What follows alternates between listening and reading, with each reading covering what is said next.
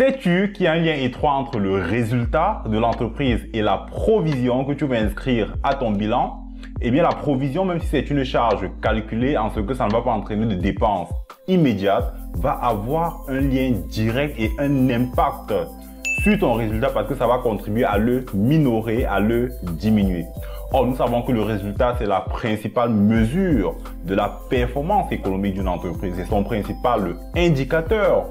C'est à travers un résultat qu'on saura si une entreprise gagne ou perd de l'argent.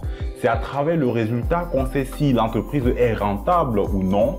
Et on est bien d'accord sur le fait que la provision contribue tout simplement à un impact direct sur ce résultat. Raison pour laquelle en tant que professionnel de la comptabilité ou en tant que chef d'entreprise, il est important de bien cerner et de bien maîtriser les règles de détermination et surtout également les règles de comptabilisation de ces provisions. Et c'est ce que nous allons voir dans la suite de cette vidéo. Pour commencer, définissons déjà le concept même de provision. D'après ce que dit l'IAS 37, qui est une norme comptable internationale, elle définit la provision comme étant un passif dont l'échéance ou le montant est incertain.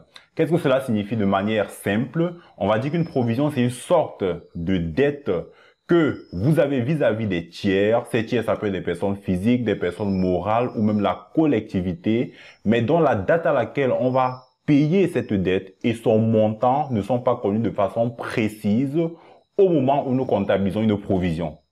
On va prendre un exemple pour illustrer cela. Prenons l'exemple d'un client, peut-être important même de l'entreprise, qui a eu des difficultés, une livraison qui n'est peut-être pas conforme à ce qu'il attendait, et il va donc avoir un litige avec l'entreprise et porter plainte auprès du tribunal. Le tribunal de première instance condamne par exemple l'entreprise à verser des dommages et intérêts. Mais l'entreprise fait appel de cette décision et va porter l'affaire à la connaissance de la cour d'appel qui, au 31 décembre de l'année N, au moment où nous clôturons nos comptes, n'a pas encore rendu son verdict, n'a pas encore donné sa décision. Mais il reste que quoi? Que potentiellement, l'entreprise est débitrice vis-à-vis de ce client et va peut-être lui verser, n'est-ce pas, des dommages et intérêts. À ce moment-là, il conviendrait pour elle de comptabiliser une provision, même si le montant et la date de paiement de cette dette vis-à-vis du client ne sont pas connus avec certitude. Donc, en termes simples, on va dire qu'une provision, c'est tout simplement une dette dont on ne connaît pas. Au moment où nous établissons nos comptes annuels, on ne connaît pas la date à laquelle on va la payer. On ne connaît non plus avec précision le montant qu'on payera au final.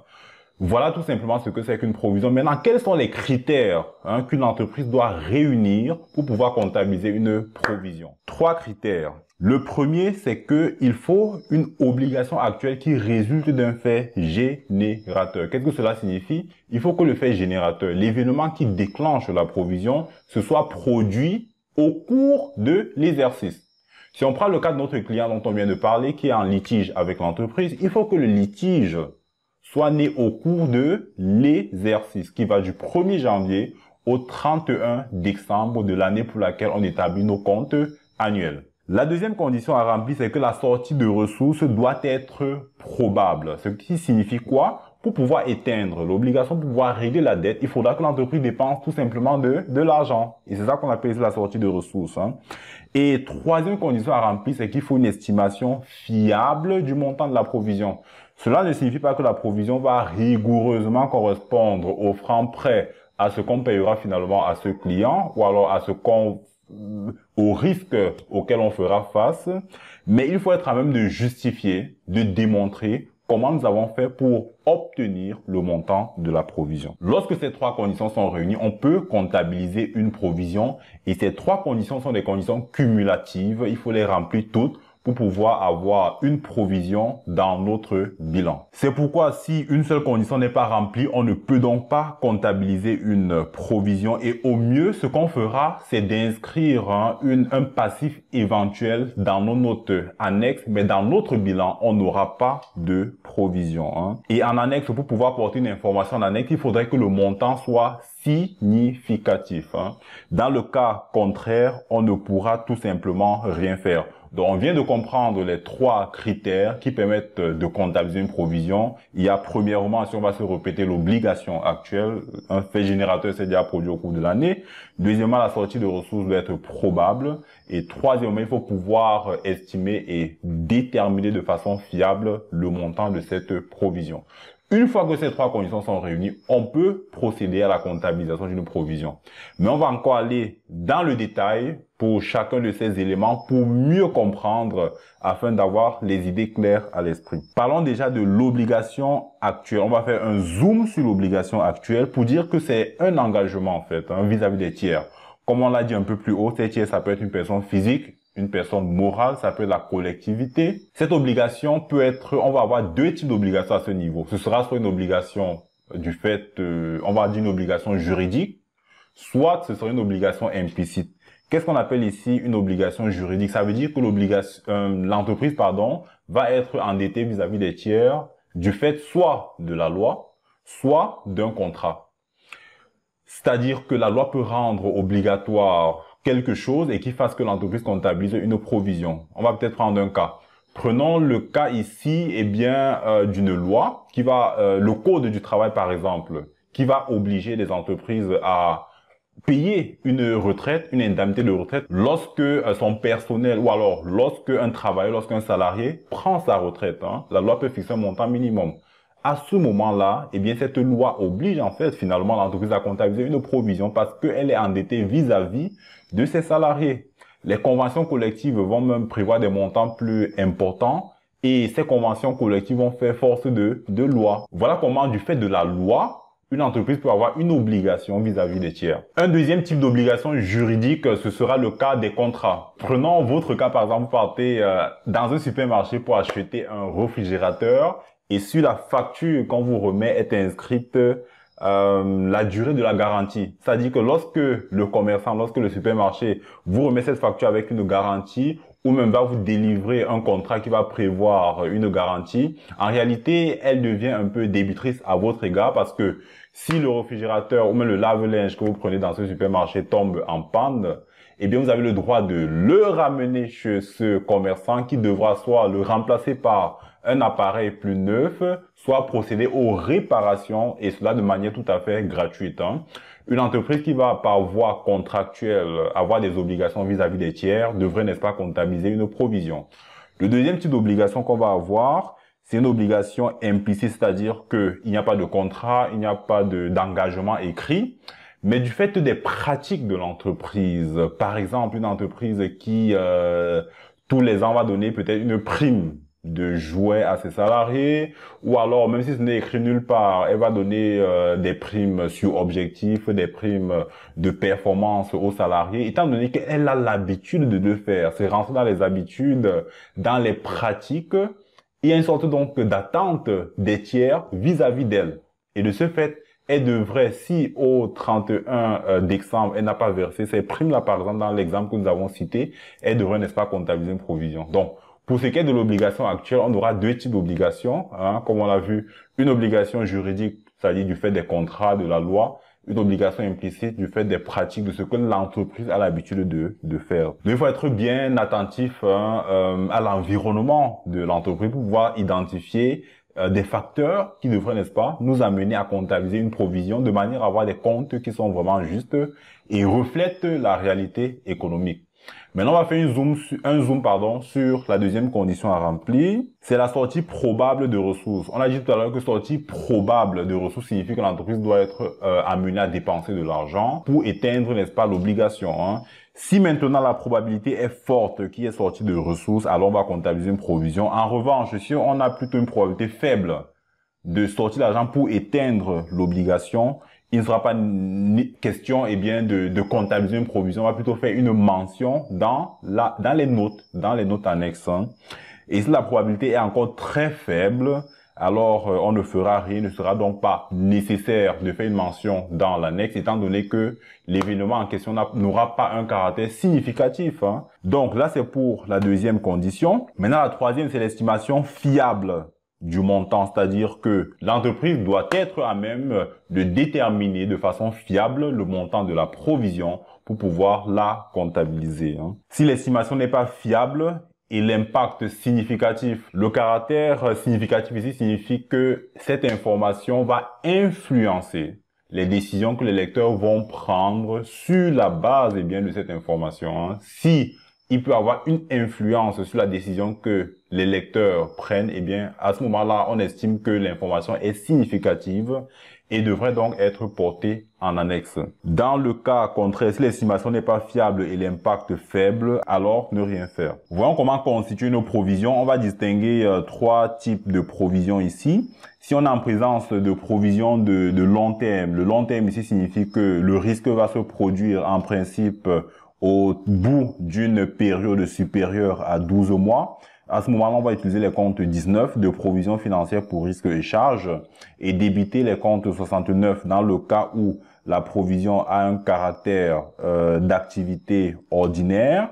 Et dans le cas où nous sommes ici en présence d'une provision et un caractère hors activité ordinaire, on va le mettre au débit du compte 854 de dotation aux provisions pour risques et charges hors activité ordinaire. Maintenant, si nous sommes dans le court terme ici, c'est une notion de temps inférieur à 12 mois. Le risque va se produire au bout d'une période inférieure à 12 mois. On va utiliser le compte 659 en contrepartie du compte 499, provision pour risque d'exploitation et hors activité ordinaire. Ensuite, si nous sommes dans le court terme à caractère financier, on va utiliser les comptes 679 en contrepartie du 599. Le montant de la provision va évoluer et peut donc être réajusté. Une provision peut être revue à la hausse ou à la baisse. Si une provision est revue à la hausse, on va reprendre les comptes que nous avions tout à l'heure du côté débit, c'est-à-dire les 69, les 659 et les 679. Et ils vont être débités pour le complément, en contrepartie, bien entendu, des comptes que nous avions dans le précédent slide, le 19, le 499 et le 599. Maintenant, si la provision évolue plutôt à la baisse, la partie correspondante à cette baisse va être reprise. Étant donné que nous sommes ici en présence d'une diminution de provision, on va accréditer pour cela les comptes 79 ou 864 selon le cas si nous sommes ici en présence d'une provision hors activité ordinaire, ou les comptes 759 et 779 selon que nous sommes ici dans le court terme d'exploitation. L'exploitation ici renvoie ici au fait que la provision est relative à un élément qui rentre ici dans l'activité principale de l'entreprise, dans ses opérations courantes. Si nous sommes donc en présence du court terme exploitation, c'est le 759 qui va être utilisé. En revanche, si nous sommes dans le financier, c'est le 779, en contrepartie, bien entendu, des comptes 19, 499 ou 599 que nous avons vu dans le slide précédent. Donc, les provisions peuvent être réajustées. On va voir qu'il y a une réciprocité sur la numérotation comptable ici, tant du côté de dotation que du côté des reprises. Maintenant, voyons comment une provision va être décomptabilisée à la réalisation du risque. Lorsque le risque survient, on va comptabiliser ce risque directement dans les comptes de charges par nature appropriés, c'est-à-dire que lorsque l'événement arrive, si on reprend notre exemple sur le client qui avait porté plainte à l'entreprise et que finalement la cour d'appel rend une décision défavorable à l'entreprise et la condamne pour un montant précis, cette entreprise va donc comptabiliser cette pénalité dans le compte de charges par nature approprié. Mais étant donné que la provision sur le litige est devenue sans objet, elle va tout simplement être reprise dans l'un des comptes que nous avons souligné dans le slide précédent, en contrepartie, bien entendu, du compte 19 si nous sommes dans le long terme, du compte 49 si nous sommes dans le court terme d'exploitation. Il peut également arriver que le risque ne se produise pas, qu'il disparaisse tout simplement. La provision à ce moment sera également reprise. Si on revient sur notre exemple du litige, supposons que la cour d'appel ne condamne pas l'entreprise mais casse la décision rendue par la juridiction inférieure et décide que l'entreprise ne paiera aucun dommage et intérêt, étant donné qu'une décision de justice aura déjà été rendue, il n'y aura donc plus de raison de conserver dans les comptes une provision et elle va tout simplement être reprise. Maintenant, on voit une application pour intégrer toutes ces notions que nous avons apprises. C'est la société Vidéo Entrepreneur qui a pour activité la fabrication et la vente de casques audio. Pour être compétitif sur son marché, elle a décidé d'offrir à ses clients une garantie d'1 an sur les articles qui leur sont vendus. En cas de retour pour défaut de fonctionnement, le casque est gratuitement remplacé par un autre tout neuf. Cette garantie est inscrite sur la facture de vente remise au client. Par expérience, sur la base des observations faites sur les 3 dernières années, la probabilité qu'il y ait un retour est la suivante. Dans 80% des cas, il n'y a pas de retour d'article vendu. Il y a une probabilité de 15% qu'il y ait un défaut majeur qui soit à l'origine d'un retour. Et la probabilité que le défaut déclenchant le retour de stock soit mineur est de 5%. Le coût du défaut majeur est en moyenne de 1000 francs par article endommagé, celui d'un défaut mineur de 150 francs et 1 million d'articles ont été vendus au cours de l'année. Le problème arrive c'est celui de la comptabilisation de la provision de l'exercice N. On a vu les types d'obligations qui pouvaient nous amener à comptabiliser une provision. On voit ici que sur la facture qui est remise au client, il y a une mention qui est portée sur cette facture-là, à savoir qu'il y a une garantie sur un certain temps.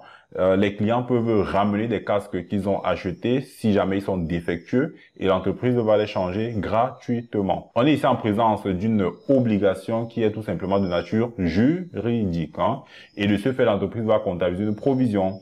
Maintenant, dans cet exemple, on va voir comment calculer la provision. Elle se base sur les statistiques, sur les observations qui sont faites au cours de l'exercice précédent. Ce qui fait qu'elle a même d'apporter la démonstration du calcul devant quiconque. Elle peut apporter cette démonstration devant les commissaires aux comptes, devant l'expert comptable, devant, même en cas de contrôle fiscal, elle pourrait être à même de démontrer comment elle a pu aboutir au montant de la provision. Voyons donc concrètement comment cela est fait. On calculera donc la provision en partant des probabilités de l'observation. Dans 80% des cas, comme on a vu, il n'y a pas de retour. Dans 15% des cas, c'est des défauts majeur ici, et dans 5% des cas, c'est des défauts mineurs. On a ici le coût du défaut majeur qui est de 1000 francs, le coût du défaut mineur qui est de 150.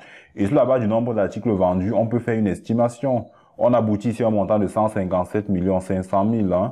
Et par mesure de simplification, l'hypothèse que nous retenons, c'est que nous comptabilisons pour la première fois la provision pour garantie client, ce qui signifie qu'on va mettre tout en charge, n'est-ce pas? On va débiter le compte 69. On a vu ici que là, c'est pour les provisions long terme. Et puis, on va créditer le compte 192 provisions pour garantie donnée au client pour le même montant, 157 500 000. Étant donné la réelle volonté de l'entreprise, là on poursuit avec notre énoncé, étant donné la réelle volonté de l'entreprise d'améliorer la qualité du produit, il a été constaté une baisse des retours clients pour défaut fonctionnel. Ainsi, une réestimation des provisions garanties clients à fin N+1 conduit à un stock de provisions de 150 millions. Il sera donc nécessaire de reprendre la fraction supplémentaire, c'est-à-dire qu'on a revu le montant de la provision au bout de l'année N+1 et on s'est rendu compte que la provision, elle a diminué. Le stock de provision a diminué. Donc, cette baisse va nous amener à reprendre ce qu'on a en trop dans les comptes. Comment est-ce qu'on va procéder? La reprise, ce sera les 157 millions qu'on a en compte, moins ce qu'on a recalculé en N+1 qui est de 150 millions. Et on a un excédent, un trop provisionné de 7 500 000 et qui va être comptabilisé en reprise. C'est-à-dire qu'on va reprendre les 7 500 000 au débit du compte 19 et créditer cette fois-ci le compte 79. Donc, c'est pas le compte 69 que nous créditons, c'est un compte 79 de reprise tel qu'il apparaîtra clairement dans notre compte de résultat. Ce montant au titre donc des reprises de provision pour un montant de 7 500 000. Merci encore d'avoir suivi cette vidéo. J'ai prévu pour toi un lien dans la description pour pouvoir télécharger le support PDF de cette présentation. J'ai prévu un autre lien dans la description pour avoir le fichier de production des états financiers.